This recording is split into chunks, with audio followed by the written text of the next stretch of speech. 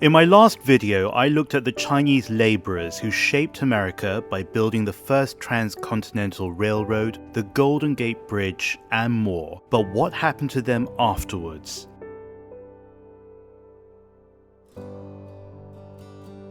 I'm James Chau, host of the China Current. Many of the laborers came from Kaiping, a poor and unremarkable county in southern China. But the people from this area were bold and brave, migrating to faraway lands like America, Australia, and across Southeast Asia. Those that stayed behind have descendants in those countries today, but others who could afford to returned home to their families. They brought back wealth and ideas, both of which are reflected in the diaolou, homes fashioned into fortresses that are still found in Kaiping. At their peak in the 1920s and 30s, there were over 3,000 of these buildings. Mainly, they functioned as homes for multiple people on different floors or as a single residence for an important family. The diaolou are unique for their height, rising high above the ground.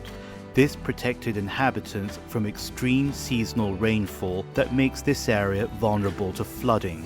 But it also safeguarded them against local bandits who roamed Kaiping in search of wealth brought back from overseas. Thus, some were built purely as watchtowers with a view that stretched for miles. At a distance, the design of the diaolou resembles that of a fortress: heavy doors, shuttered windows, and reinforced concrete. But their design is also what makes them completely unique, with medieval, Baroque, and Roman references. Their combination represents the mix of ideas gleaned by their owners from their years outside China. This was a statement in itself. They were telling the people around them that they were well-traveled and had the exposure and success that came with that experience. So the diaolou were flamboyant as much as they were defensive. More than 1,800 diaolou survive today.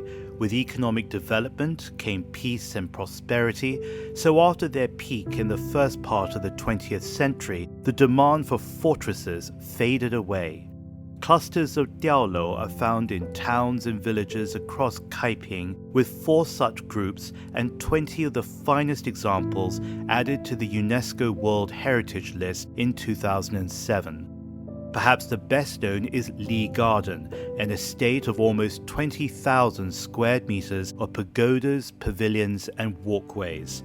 It was completed in 1936 by Xie Weili, whose father opened and owned herbal medicine stores in Chicago, San Francisco, and Hong Kong.